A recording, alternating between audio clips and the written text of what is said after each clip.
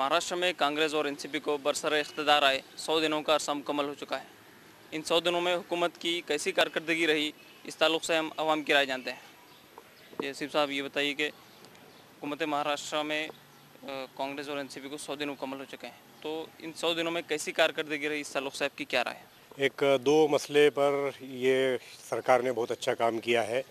महंगाई जो किसी के हाथ में नहीं थी, लेकिन इसको रेशनिंग के ज़रिए से, जैसे कि पाम तेल की स्कीम हो या दाल की स्कीम हो, इस ज़रिए से महंगाई को कंट्रोल में लाने का काम ये महाराष्ट्र शासन ने किया है।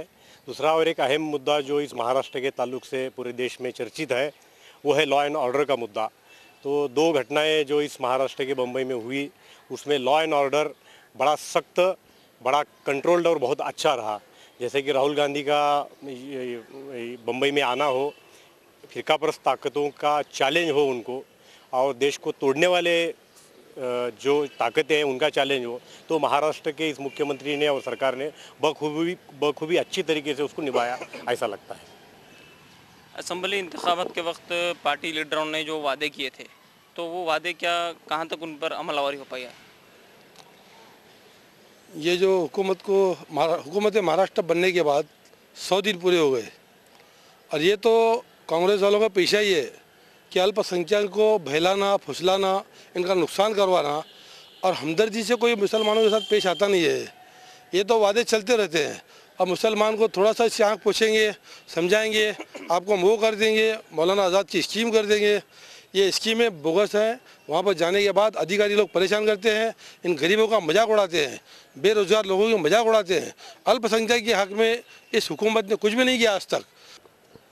इन 100 दिनों में अक़लियतों के किन किन मसाइल की तरफ हुकूमत की पेशरफ्त हो पाई है? इन 100 दिनों में महाराष्ट्र की कांग्रेस और एनसीपी सरकार ने मुसलमानों के लिए, खुसूसन अक़लियतों, मुसलमानों के लिए कोई ख़ास ऐसा बड़ा कारनामा अंजाम नहीं दिया है। आज भी पूरे महाराष्ट्र में कई ऐसे ज़िले हैं, कई ऐसे ताल्लुके हैं जहां पर उर्दू स्कूल तक तालिब इल्मों को मुयस्सर नहीं है। जबकि हमारे सर्वे के मुताबिक महाराष्ट्र के तकरीबन ज़िलों में, हर ज़िले में 10 से 15 जो है हाई स्कूल्स की ज़रूरत है। एक महसूल गांव के अंडर में तकरीबन 10-12 छोटे छोटे गांव होते हैं, तो महसूल गांव में उर्दू हाई स्कूल के साथ साथ ताल्लुका प्लेस पर या बड़े गांव में हॉस्टल की ज़रूरत है। इसकी तरफ सरकार ने कोई तवज्जो नहीं दी है। भी स्कूल और कॉलेजेस में जो खुदकशी के इक़दाम हो रहे हैं, तो उसको रोकने के लिए हुकूमत को क्या कोशिश करना चाहिए? इन खुदकुशियों को रोकने के लिए सरकार ज़्यादा से ज़्यादा स्कॉलरशिपें बढ़ानी चाहिए। स्कॉलरशिपें हैं मगर उनका कोई फ़ायदा नहीं होता है। फ़ीसेस ज़्यादा हैं कॉलेजेस के, इसके लिए खुदकुशियाँ बढ़ रही हैं।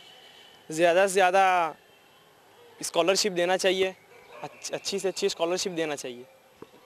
अभी आने वाले दिनों में आप हुकूमत से क्या तवक्का करते हैं? सबसे अहम तवक्का तो ये है कि रंगनाथ मिश्रा कमीशन रिपोर्ट को फ़ौरन लागू किया जाए, और ज़्यादा से ज़्यादा technical colleges, junior colleges, science colleges की मुस्लिम इदारों को परमिशन दी जाए।